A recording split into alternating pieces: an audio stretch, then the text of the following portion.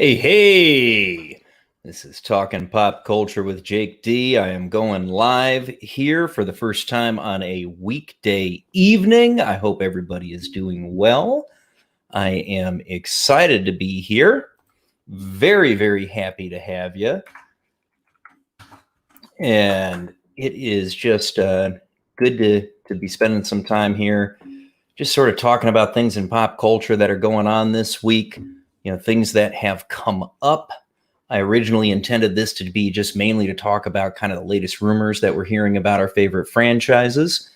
But there were a couple of pieces of news that hit over the past 24 hours that I actually want to get to first before we go into those rumors. So, the first one up, and this popped up just today, just a few hours ago. And I've linked to Bounding Into Comics, which is a great, great site and a friend of the fandom menace. And we have had confirmed today by Variety that in the upcoming Solo Flash movie, although perhaps Solo is not necessarily the best term for it, we are going to have not one previous Batman returning, but at least two. Yes, that's right. Two different Batmen at a minimum in the new Flash movie. So, again, coming to us from Bounding Into Comics, the Flash director, Andy Muschietti, confirms Ben Affleck and Michael Keaton both will play their Batman characters in the Flash film. So, those of you who've been around for a while and you're old like me, you probably remember the first modern Batman movie with Michael Keaton. And fans have been clamoring for Keaton to return to the role. He has, recently in his more mature career, really done some really, really great roles. And the whole nostalgia for the 80s that's going on has really, I think, helped to push the fans to want to bring Keaton back to the role. And the other very unexpected thing, though, is that Batfleck will be back. So Ben Affleck was a bit of a controversial choice to play Batman. He was not necessarily somebody that the fans saw as a good choice to play Bruce Wayne and Batman at all. And which was unfortunate because Affleck was actually outstanding in the role as Batman. He played that tortured Bruce Wayne perhaps better than any actor that's had the role on the silver screen. I was a big fan of Affleck playing Batman.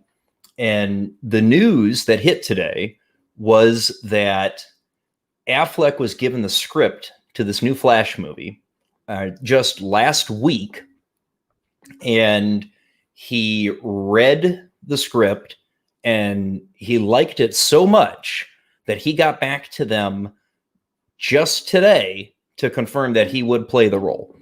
Apparently, Affleck's only going to play a small role at the start of the movie, but it's supposed to be very emotionally important for the journey that Ezra Miller's Flash is going to go through.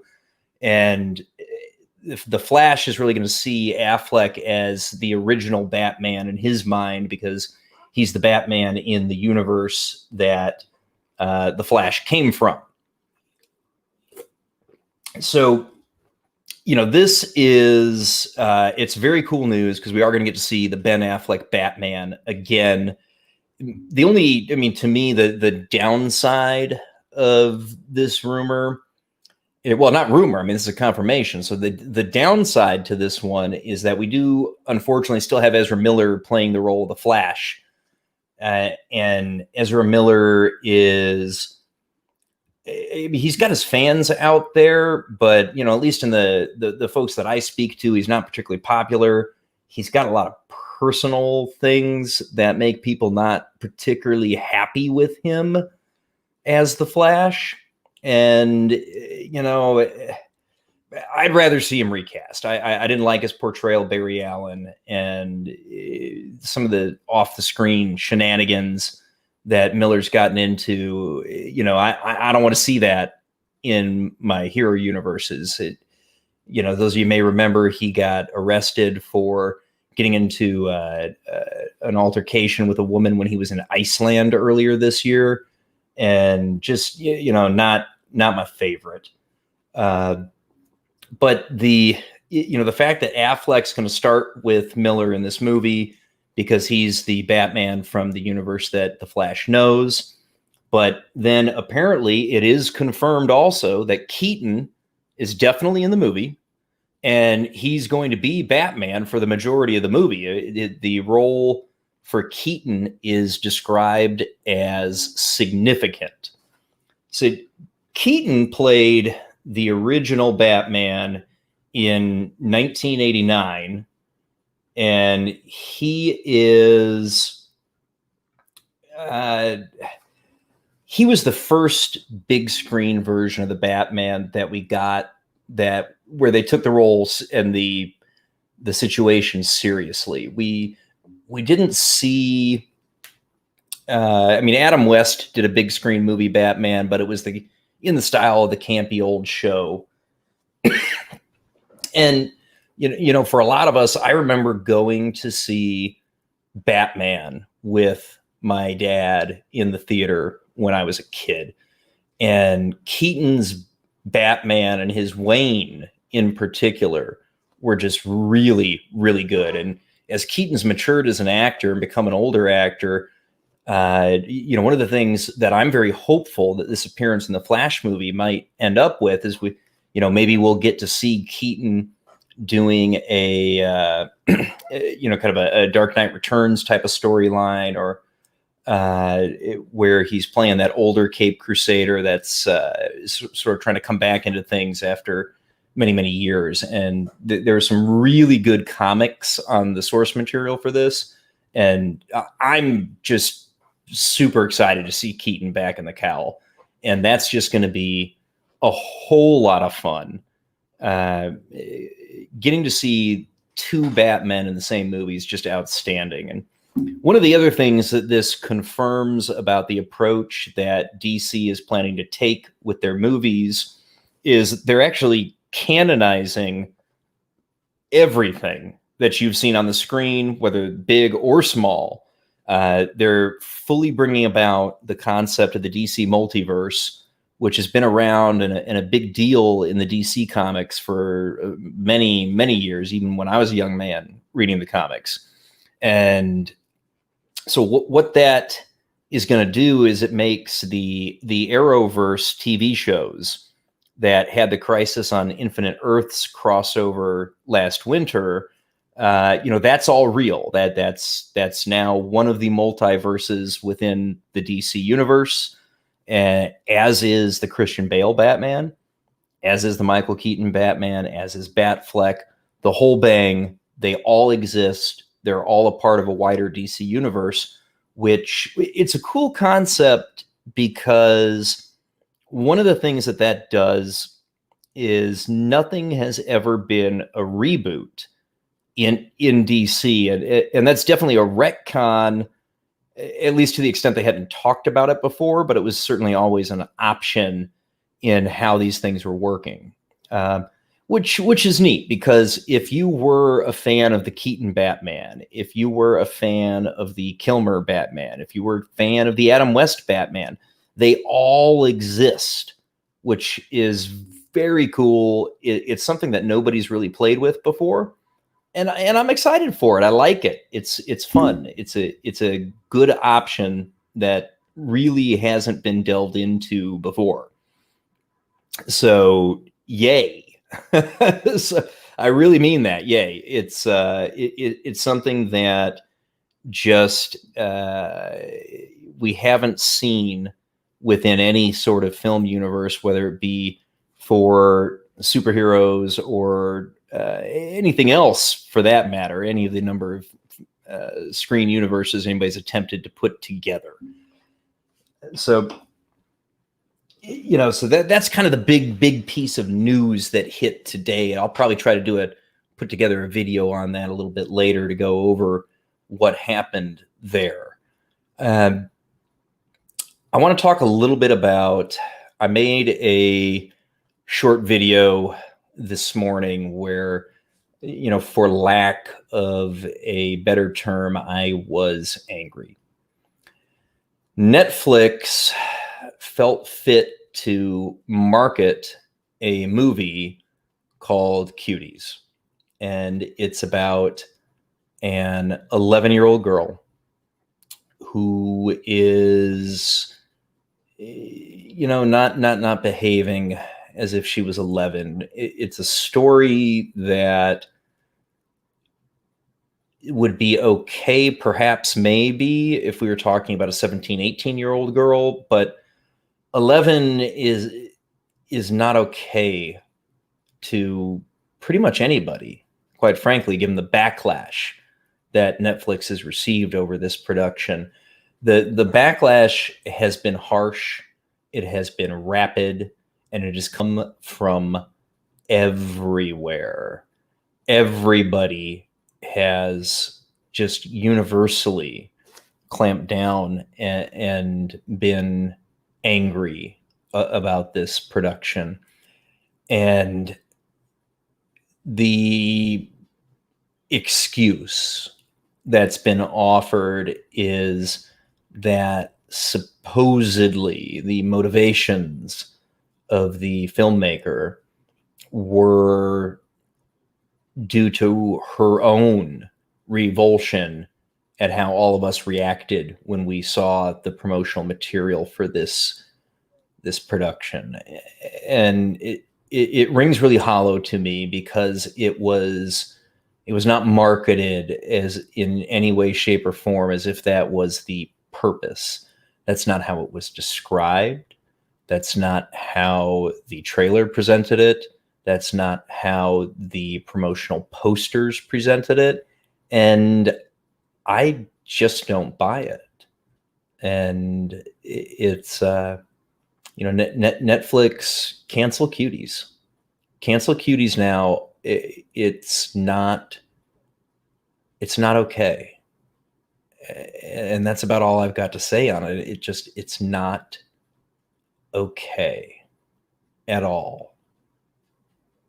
So, I don't want to dwell on that too much, but it hit me very hard because my oldest daughter is 11 years old, and there's just not a world where that's okay.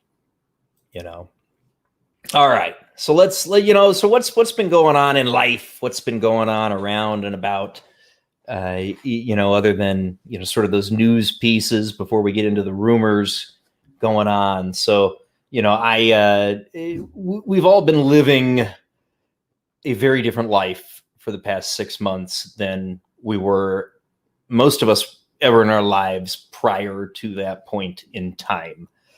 And, this whole pandemic that has hit the world has changed a whole lot of things. And one of the things that's done is that, I haven't driven to an office to work since March. It's what you see right now is a new office space that I've set up here at the home to work. And, during the workday, I'm facing this machine over here. And during my, my time outside of work, if I'm doing work on YouTube videos or talking to y'all, whatever it may be, I'm facing this direction. So, I got work and then I got play right here. And one of the things that not driving to the office has done is that, obviously I haven't put a lot of miles on the car. And so I was going to the store today and wouldn't you know it, my battery is out. And, hopefully it'll charge back up if I take it for a bit of a drive for a while here. But, it's one of those things to think about if you've been stuck at home a lot, like I have, and like most of us have. Don't forget, take that car for a drive, because it needs that time to make sure it fully charges the battery, gets you going, things like that. Those of us particularly who've been working at home, as opposed to driving, 30, 45 minutes to an office like we used to, your car is just not getting that workout. And you do not want to get surprised when you need that thing to start and it doesn't, like what happened to me today. So just these are adjustments and changes to our lives that we all kind of need to get used to and think about and be ready for. But so the car didn't start. Maybe I need a new battery. There's my fun today. All right. Star Trek. Changes may be coming to Star Trek productions. So, got to set the background to this to describe why it is that these rumors are starting to get out and coming around that we're hearing all in relation to Trek. So, Trek had been operated under the auspices of J.J. Abrams' production company, Secret Hideout and Bad Robot, to, in the films and in the CBS All Access universe. And so the Kurtzman run shows on CBS All Access had been running under that license, under the CBS umbrella. And none of them have been particularly well received or successful to the wider audiences. A lot of reasons for that. The biggest thing preventing these from getting to a wider audience, to give you a really good view of just what a truly wide swath of folks feel about them, is the fact that they're behind the CBS All Access paywall.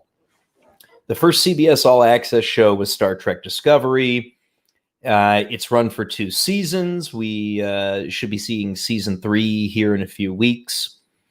They have also produced the, again, poorly received Star Trek Picard, where Sir Patrick Stewart reprised his role as Jean-Luc Picard in his supposed old age, and really, frankly, in a different universe than we saw from Star Trek. It took place a number of years after Nemesis, which was the last movie that Picard appeared in. And both Discovery and Picard, one of the big reasons that they failed to capture the old Trek fans like myself is because they don't look and feel like Trek. Trek was always an episodic adventure in space. While there may have been a few longer story arcs, it was mainly contained within 2 and or 3 parters at the most. But it was a story of the week. You could pop in, you could pop out anytime you wanted, and you'd have your familiar characters going on their adventure of the week. They're in space solving problems. It was an intellectual show. It was a science show. It was a character show. And the underlying theme has always been optimism.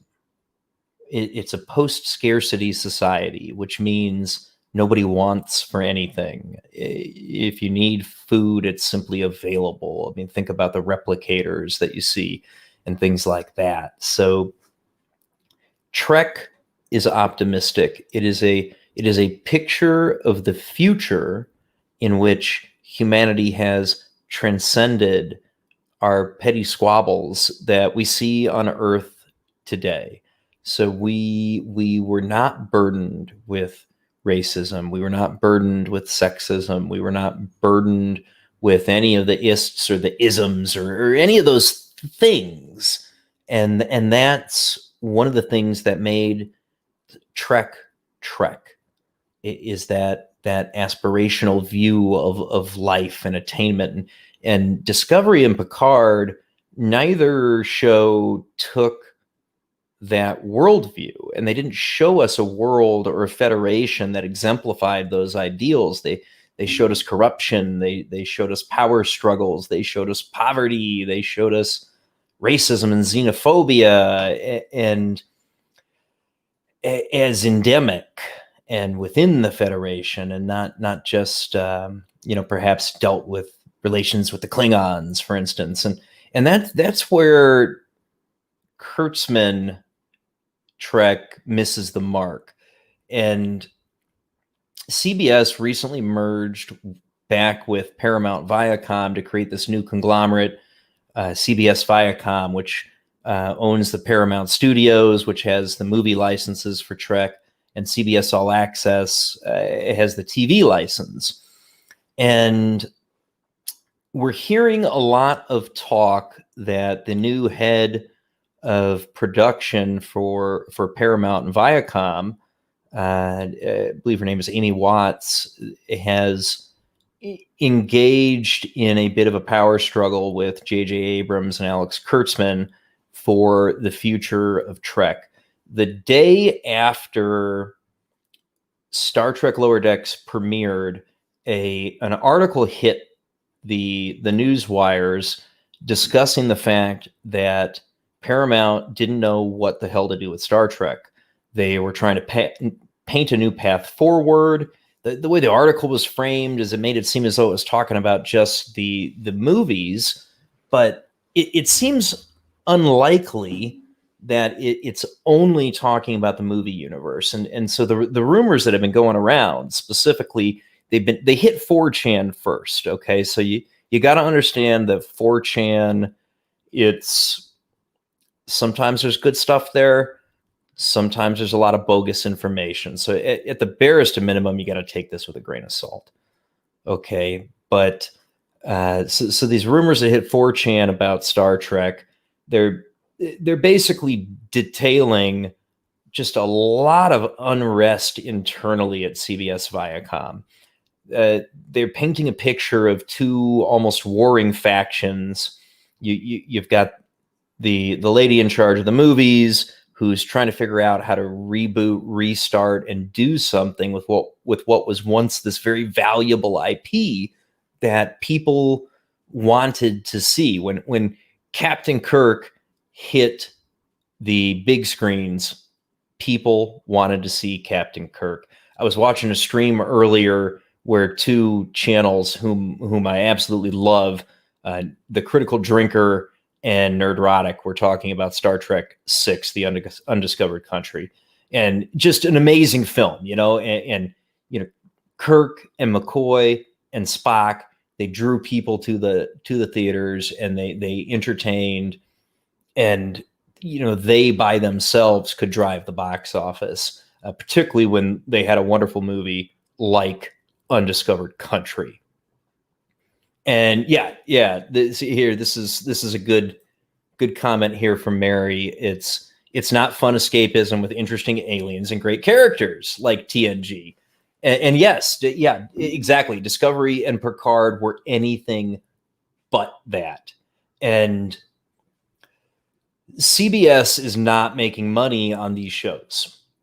They haven't released their numbers, but we know they're not doing well, because if they were, they would have shown us the numbers, and they haven't. We know that they're doing poorly, and the new merged company has a fiduciary requirement that it be profitable. That was one of the conditions for approving the merger. So you've got this battle kicking off interior within CBS Viacom over who's going to control Trek. And what we should really, honestly, if you're a fan of Trek, you need to be hoping for the stockholders and the major companies that are invested into CBS Viacom to be raising hell right now, because they want a profit. And right now, Star Trek's not profitable. They're putting out a product that is Michael Chabon, the showrunner of Star Trek Picard, literally said that he wrote things into the show to intentionally piss off old Star Trek fans. That's a paraphrase, but that's what it comes down to.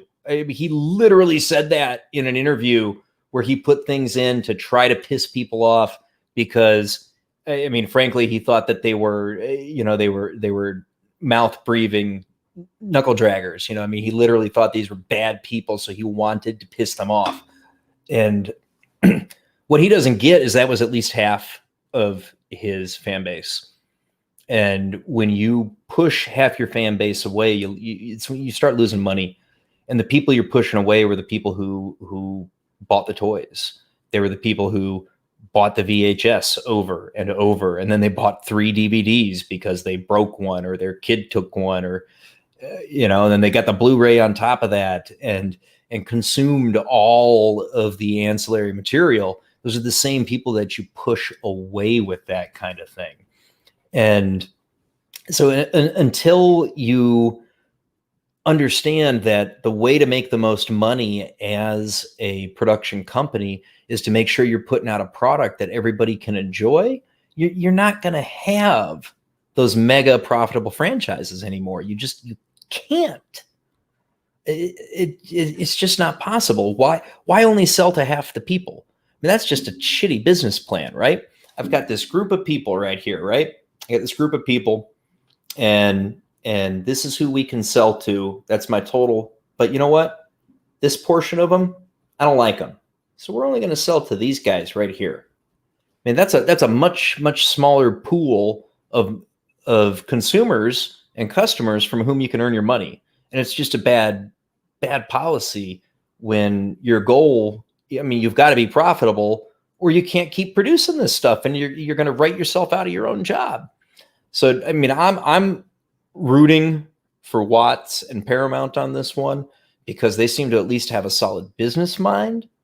And that at least hopefully will result in a better quality of entertainment from, my beloved franchise of Star Trek. And that's, that is what I'm hoping to see and what I would absolutely love to see at the end of the day. So, so that's what supposedly is happening behind the scenes over there at CBS and Paramount. And, by God, I certainly hope that is the case.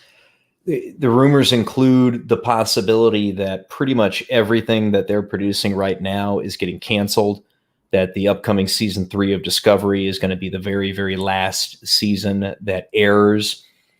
Supposedly they filmed the finale for the season such that it could serve as a series ender as well, but without completely closing it off in case they were to be renewed. The same rumors are addressing the fact, saying that Star Trek Picard has been canceled, and we're going to get the official notice of that in November. We're going to continue to hear Patrick Stewart, talk as if it's happening until that point. And again, this rumor suggests that that's the point when he's out of contract and he no longer has to pump the show anymore. And we'll see how that pans out. But I'm personally I'm pretty hopeful that is exactly what's going to occur. So, what is going on over at The Mandalorian and Lucasfilm? So, sort of the first part of what we're hearing about coming out of Lucasfilm, there have been a lot of supposed leaks about the state of things at Lucasfilm. We've got, again, another channel that I follow, Overlord DVD, All Hail Lord Doomcock.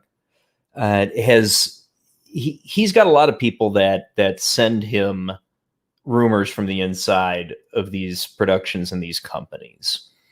And what he's been hearing, and he's been releasing a series of videos as these leaks continue to come to him, and other folks have been hearing similar leaks from different sources as well, which seems to be lending credence to this. But the word is that we're going to be getting some kind of very, very major announcement as it relates to Lucasfilm early in September. I believe the exact date is supposed to be September 4th. I mean, we'll see if that holds up or not.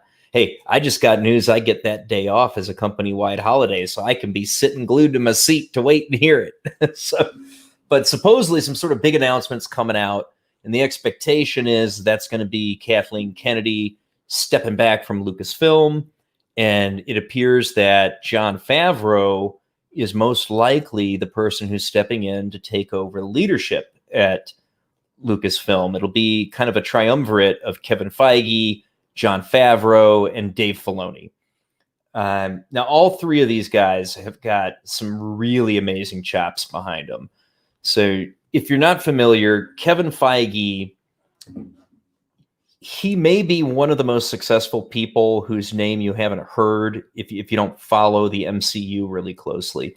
Kevin Feige and Jon Favreau really sort of together started the MCU. Feige came in a little bit later and really gave it its legs. So, in the beginning, it was Favreau, right? He was the guy. He put together the original Iron Man movie, and he was working with Feige over the past, 10, 11 years within the MCU as one of the producers and story guys. And, you may recognize him as Happy, who was Iron Man's, friend, assistant, whatever moniker you want to give him. That was Favreau. And Favreau is first and foremost a fan. He is a fan of these properties. He built Iron Man in such a way that if you didn't know who he was, and you could be forgiven for not knowing, because he was kind of a C-list character for Marvel in the comics. He wasn't your lead guy. He wasn't the X-Men. He was not the Fantastic Four, which used to be referred to as Marvel's first family. He was Iron Man. He was on the Avengers, but he certainly was not an A-list character. So Favreau took a washed-up actor in Robert Downey Jr., he took a C-list character in Iron Man, and he turned them into cinematic juggernauts. And it was his vision and his approach to fandom as a fan himself that makes the difference. I'm gonna play a little clip here to show you a bit of what I'm talking about. We wanted to really wind it back to the things that inspired the original Star Wars. Part of what you inherit when you're going to see Star Wars now is this whole history, because the stories have been told for decades. And this is something I learned from over at Marvel and working with Kevin Feige, is you always want to keep the core fans in mind, because they've been the ones that have been keeping the torch lit for many, many years. But these are also stories for young people and for new audiences. These are myths. And so you're really telling two stories at once. You're telling the story for the people who are fresh eyes, and you're telling the story for the people who've been there with the property and with the stories and the characters for so many years, and make sure that you're honoring them as well. So that's Favreau. Obviously, he's talking about his approach to Star Wars and The Mandalorian there, but he built that same point of view when he was working on building up the MCU. In an interview that he gave a couple days after making those remarks, Favreau was discussing how they could be filming season 3 regardless of the fact that there's this pandemic going on that causes people to not be able to be as mobile and in and out of places as we once were. So the key piece that they were talking about was, first, Favreau says that season 3 is not going to be delayed. And, although he can't officially acknowledge that it exists yet, it's kind of one of those open secrets that there is going to be a season 3 of this show. And one of the things that he was talking about is that they shoot on virtual sets for the most part, and they can be contained, and they don't they can do their work in an environment such that everybody can sort of be within the filming compound, if you will, with having almost no contact from the outside world. So you can basically bring the people in, you can test them, you can, keep them quarantined for, a week or two as you need to. and then everybody can just be on set working and filming and building this new season, which reports suggest is already written and ready to go. And sort of the money quote from Favreau was, the fact that the set is much more contained is a benefit because you can limit the number of people. A lot of people controlling it are doing it remotely from what we call the brain bar, which is a bank of gaming computers, essentially. So the amount of people near the camera could be much smaller than normal. We also shoot a lot outside, which is helpful too. We build to a moment in filming more like an animated production where we have a lot of storyboards, a lot of discussions and scouting in virtual reality. We use cinematic tools in VR, much the same way we did for The Lion King and The Jungle Book. A lot of times, actors you're seeing on the screen aren't actually there on set. So what that means is he believes they'll be able to advance production, whether or not these quarantine conditions still exist when it comes time to hit the sets for season 3, which is good news. It means that they can advance production when perhaps virtually no other shows will be, which is a huge advantage for these guys. Nice, cool part about this too is that they can take advantage of those same technological advancements when and if they ever begin filming the Obi-Wan series that I've personally just been salivating for. I was always a bit worried about it with Kathleen Kennedy in charge, but again, some of these rumors that we're hearing come out of Lucasfilm suggest that not only is she not in charge anymore, but she actually hasn't been for a while now. And I know for me, if Favreau and Feige and Filoni are in charge, I've got faith and hope in Star Wars again. And maybe I'm the crazy one for that, but among all of the franchises that have had such a drastic fall from grace recently, the one that can probably most easily recover is Star Wars. And the reason it can most easily recover is for two major reasons. One, it had the largest fan base among them to begin with. Say what you want about Trek, Doctor Who, the MCU, any of that stuff. Star Wars had the largest fan base. Because it had the largest fan base, even though it's alienated a lot of people, there's still enough there that you could build it back up. There are still enough people like me who, if I get the right message from the creators and I see a product that looks and feels like Star Wars, they will get my money again. In fact, I am so confident in Favreau. Excuse me. I'm so confident in Favreau being the guy and being able and capable of taking Star Wars in the right direction that I went ahead and put my money where my mouth is on this one. And you can see I went ahead and I picked up a Mando Black Series character here.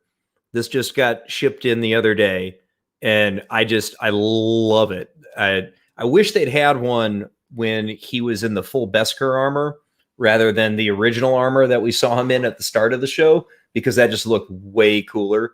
And because it was, fully just shiny and sleek. And not that the Worn armor isn't cool too, because it is, but the full Beskar is just sexy.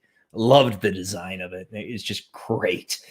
But so that's my little Mando. If they drop a Black Series with him in the full Beskar, I'll probably buy that one too.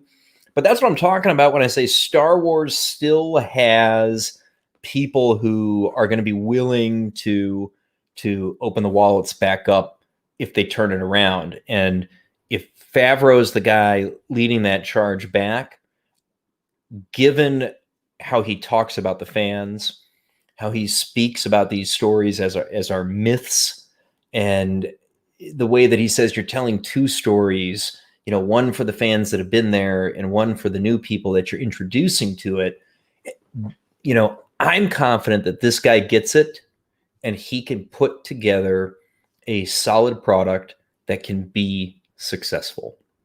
Star Trek may be beyond hope, even if they do set the ship right. And one of the biggest reasons for that is because their fan base just wasn't as large. They were certainly the more intelligent show. The and it had a very different type of fan by and large, but unfortunately, there just weren't as many of them. And with sort of the destruction of Star Wars that's been going on, it sucks because Trek just doesn't have as much room for error and recovery. So Mary wants to know what I think about the remakes coming out of Hollywood, like Planes, Trains, and Automobiles. Planes, Trains, and Automobiles worked because of the talent, the actors. that movie, now granted, it's been a few years since I've seen it. so forgive me if I'm a little rusty on my lore on that one. Gosh, it's probably been at least 10 years, maybe longer. But without John Candy, that movie doesn't happen. It doesn't work. You can plug almost any other comedian of his time into that role, and I don't think it works because it was so unique to the personalities and the interplay between them. So rather than trying to capitalize on the nostalgia of lightning in a bottle, the better approach. So let me start by saying Will Smith and Kevin Hart are both fucking awesome. I love them both. They are great actors. Each one of them is. I think the first thing, sort of after the Fresh Prince of Bel-Air, which was a really funny TV show that Will Smith did before he started going by Will Smith again, was he the first kind of big thing I remember him in after that was probably Independence Day. And, the guy's got great range. He has done action. He has done comedy. He has been a musical talent. He's been in horror. You name it, Will Smith has done it, and he has done it well. Kevin Hart, I don't think I've seen him do anything outside of comedy, but he's a great comedian, and he makes me laugh. I enjoy his performances. It was fucking ridiculous that they pulled him off of hosting the awards show. That dude got screwed. He should have been up there on that stage. Do I have every bit of confidence that Smith and Hart can have good chemistry? Yes, I do, because Hart's a great comedian and Smith has chemistry with basically everybody, which apparently is also true if you ask his wife. Yeah, but that's, but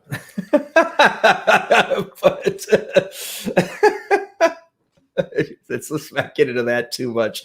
But on screen, Smith is amazing. Hart is good. I fully believe the two of those guys could put together a great comedy. What I don't think they should do is make it Planes, Trains, and Automobiles.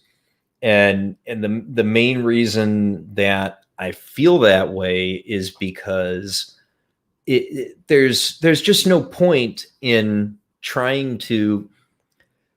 If you're chasing the success that was Planes, Trains, and Automobiles, you're going to inevitably miss the mark. A better approach would be to go ahead and put those two in some kind of buddy comedy, come up with a unique situation. Hell, it can be about travel or whatever. It doesn't, those two guys can work in some kind of oddball situation. And I think you're better off going original for a few reasons. Chasing what Planes, Trains, and Automobiles was, I ultimately even if you nailed it, I think you're going to run into pushback from people who just don't want to see what they consider to be perfection touched. And if you don't nail it, then you're going to have an even wider swath of people who blame them for the fact that they missed it, right? So a better approach, particularly when you've got two good actors like that, is just put something unique together. You can even, when you're talking about what you wrote, you could even say things like, we wanted to do something like Planes, Trains, and Automobiles. We wanted to put together that type of, absurd situation, whatever it is, for a new generation, which is fine, right? I mean, there's been rehashes of stories and general plots and things like that since Shakespeare's days, right? I mean, every story he ever wrote had already been told in some way, shape, or form. He just told it better than people had before him. And the same is true today. There's no reason that Smith and Hart can't make some amazing comedy together. And if they turn out to be a great duo, they could make 2, 3, 4 more movies together, and they'd make a boatload of money while they were doing it. But something that's sort of quintessentially of the actors who portrayed it to begin with, you really should just leave it be.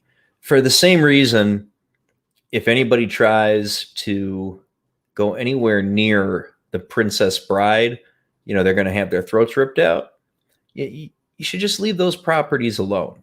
In terms of sort of reboots in that sense.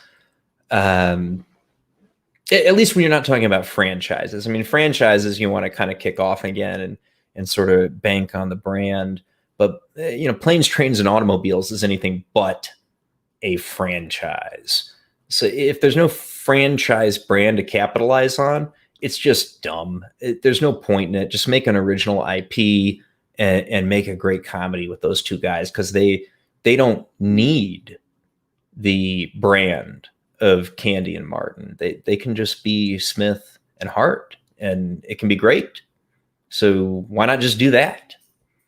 You know what I mean? I don't know. Maybe I'm crazy, but I don't see a reason why those guys can't just do their own thing, and it'd be amazing, because they're both brilliant, and I'm sure they'll work well together. Oh, goodness. So DC Comics had a huge bloodletting at the company a couple of weeks ago. They had almost every major creative executive fired. Tons of their editors got fired. They have emphasized that they're cutting at least 25% of their titles, and they're probably not done firing people yet. And so there'd been a lot of initial optimism that this meant we were going to see a higher quality of comic coming out of DC, because they were under a lot of pressure from AT&T, who acquired them through the Warner acquisition, to show a profit. And AT&T, the chairman said during their third quarter earnings call last year that they had no sacred cows. And he flat out said that he was going to be cutting things. He would be getting rid of divisions. He'd be getting rid of people, because his chief goal was to reduce their debt load. And so anybody who wasn't contributing by earning money was, potentially on the block. And so we've seen I believe it was the day, or at most a few days after, DC released a Wonder Woman 1984 alternative cover. And I will show you this, and it will blow your mind, because it's rather crazy. what this looks like. And for anybody who hasn't seen this yet, your jaw's going to drop. So this is, see if I can get the full image. Yeah, here we go. All right, so here's the full image of an alternate cover for Wonder Woman 1984. So it's important to note that the artist who drew this was asked to do so. This is what her art looks like. This should not have been a surprise to DC Comics. They knew what she drew, how she drew things, and who she was. The general sort of approach here. So the fact that her hair is kind of a cutout of the background that she's got behind the image. I like that from sort of a styling perspective, but obviously this is not Wonder Woman. The artist didn't claim that it was Wonder Woman. She said it was an alien, in the style of Wonder Woman. And the thing about this, though, is that your cover art is a big part of what sells your comics. And the timing for all the firings at DC was very suspicious. It was almost like, and the guy's name is Jason. I think you pronounce it Killar, but I kind of like Killer better because that's what he did. so anyway, Killer. A couple days after this variant cover is announced, Killer brought the axe down and he cut tons of people from the DC leadership and sort of their mid-range management type folks, and one specific editor who defended this cover as being strong, brave, and amazing. The day after he defended the cover was fired. So a lot of people took that as a sign that we might be seeing some good changes at DC. I didn't do a video on this at the time because I wanted to take a wait and see. It was certainly encouraging first steps. That was definitely what would have to happen for there to be a correction at DC.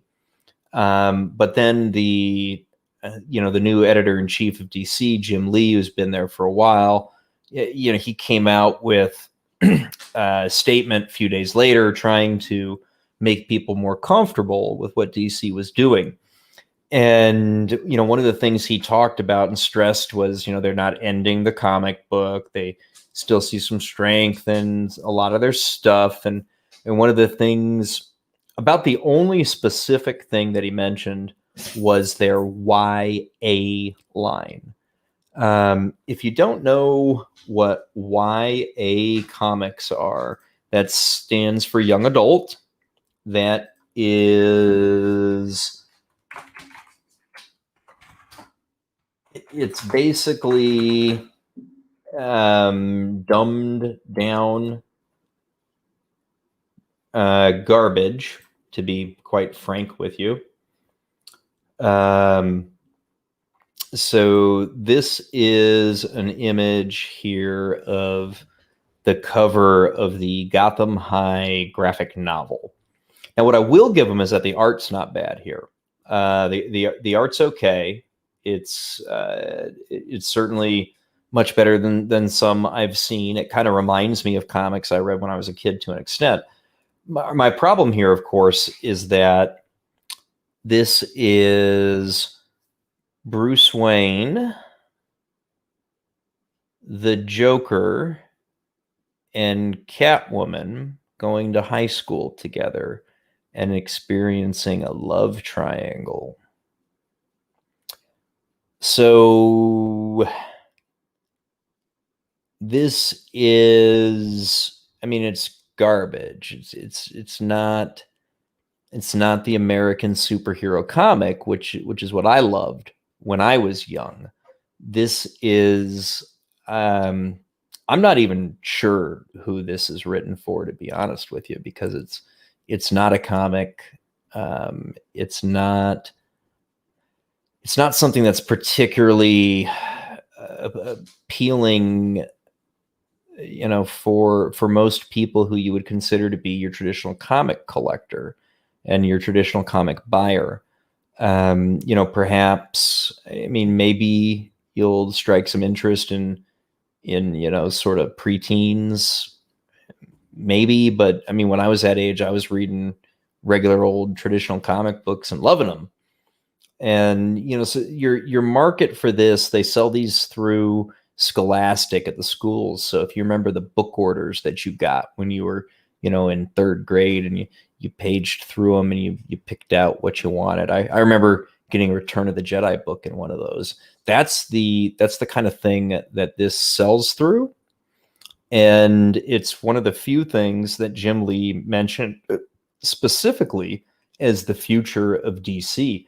And this is, I mean, I guess they'll sell a few to Scholastic, but you can't run a shop on this. And this is not something that I would have ever gone into a comic shop for. And it's not something that, anybody who's been keeping the comic industry alive is going to be particularly thrilled and excited about. But this is what DC says they're going to go forward with, which I think it's unfortunate, because the first step looked potentially promising, but then to follow it up and say, oh, by the way, that garbage that everybody hated, that's what we're doing from now on. They didn't get the damn message. They really didn't. And if you're not producing a quality product that's going to sell to a mass market, you're just not going to be overall profitable. And if you're not making overall profitable comics, and you're not going to be making the comics any longer, maybe we'll see the key characters get licensed out to, some other company to do regular comics for, but it doesn't look like DC is going to be doing that monthly comic book for very long. Yeah, Mary, you make a good point. They're not even going to be collectible. I had some very collectible comics back in the day. I had the first appearance of Cable in New Mutants '87, which was kind of a big deal. I was, I left home and I went to college. And when I came back, some of my collectibles were missing. So it's it is what it is. It's a shame. And trying to re-put that kind of thing together was just so daunting that sort of in and of itself is probably what killed me buying comics in any regular way during my adult life more than anything else. It wasn't because I don't enjoy them or didn't, but it was, I had spent, oh Lord, I don't know, probably from when I was about 9 until I was, about 18, buying comics. I had subscriptions. I knew what day those things were going to show up in the mailbox, and I'd run out and get them, and I'd run to 7-Eleven to buy some, and we'd go to Mile High Comics to pick up stuff that I wanted specifically, and which is a huge comic shop. They're still around today, and they're not going to struggle through this because they were thinking ahead and thinking about what to do. But it's stuff like this Gotham High. It's not, maybe you'll get a quick, sort of low calorie sugar rush off of it initially, a couple of bucks, but this kind of thing doesn't have staying power. You can't build a continuous product off this type of book. It's just not something that's going to continue. So something I wanted to bring up today on the stream that I forgot to get to earlier, I meant to talk about it towards the beginning of the stream, was I hit a couple of cool little milestones this week. My channel is not quite a month old. I'm about 4 days short of a month since I uploaded my first video. And when I set the stream up, I was going to be really happy about the fact that I'd hit 25 subscribers. I've hit 30 now, which is cool. You know, it's been around for 25 days or so, and I've got 30 subscribers, which is very neat. I'm very fortunate to have access to some areas where I can reach people beyond just YouTube notifications, which I think has been a big help with that. But 30 subscribers is very, very cool. And, you know, I look forward to having a celebration stream when I hit 100 subscribers. And, you know, hopefully I can do that before too long. Certainly I would hope by the end of the year. I think I'm headed on a good trajectory there, but I'm thankful. You know, most of y'all are going to watch this on the replay, obviously, because I inadvertently cross-scheduled with a couple of channels that you're probably watching instead of me. But that's okay. That's okay. You know, I'm grateful that anybody watches it, and I do look forward to you know, hopefully earning enough y'all's trust that, you know, we can have a real active chat in here in the future. But you know, 30 subscribers in about 25 days is pretty cool. It's pretty cool, and I'm pretty thrilled by that. It's fun, and I also had the very first video cross 100 views, which, you know, for most channels that's like a bad first minute. But you know, but for me that was the very first video hit 100 views, which is, you know, is cool. It feels really neat that, you know, you've touched some people that way, even, you know, maybe some of them hated it and didn't watch more than the first 5 seconds, but you know, it's something that you've put together and you put a lot of work in, and, you know, some folks, you know, at least a few of them were entertained by it, and that's cool. It's neat, you know, and you know, hopefully, you know, someday I hope to be so lucky that I can say, you know, thank you for my first 500 view video, my first 1,000 view video. That's definitely a place I'd love to be, you know, a year from now or whatever it is. But those were, you know, kind of these two neat little milestones that I hit this week that were pretty cool. All right. Well, I think I will get her wrapped up now. It's been a little over an hour, and I'm gonna go take my car for a bit of a drive, because appears my battery has run almost completely out, as I mentioned earlier in the stream. So I'm gonna wrap her up here and go drive the car around for 30, 45 minutes so that hopefully I can get her fully charged up and I don't have to go buy a new battery. But, you know, hey, that's quarantine life for you. You know, you don't drive much and you kill your battery. All right. Well, thank you, everybody, very, very much. You know, for those of you watching on the replay, you know, I hope my rambling wasn't too incoherent, and you know, certainly please do like the video. And you know, if you're not already a subscriber to the channel, I obviously would ask, if you made it this far into the stream, by golly, I hope you're willing to subscribe, because it is over an hour. So, all right, y'all, have a good evening.